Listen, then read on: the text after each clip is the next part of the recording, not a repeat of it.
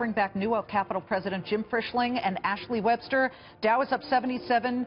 Here at the Salt Hedge Fund Conference, I spoke with easily the top real estate investor of our time, Sam Zell of Equity Group Investments. And I want to let you guys hear what he said about where he sees the best opportunity. And yes, it actually brings in President Trump and what he has said in the past.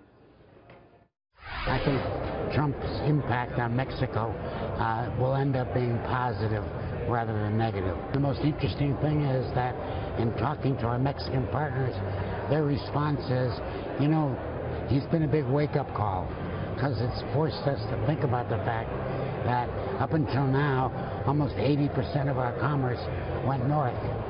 But we have the ability to go east and west and south. Jim, Sam Zell just built a bridge between the southern part of California and to Mexico. We know he's speaking with the president of Colombia in just a few moments. What are your thoughts about investing in Mexico?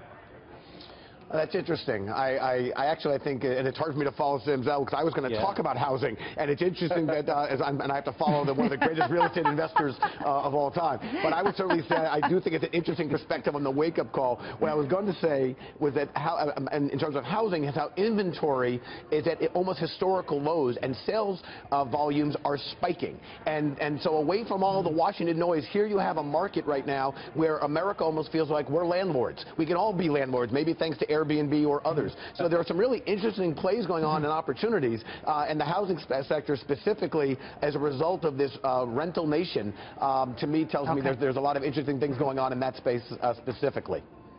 Although, Ashley, wait till you hear tomorrow my interview with him, and he talks about where he sees liquidity drying up. He was very honest about this. Less than a minute to the closing bell, Ash.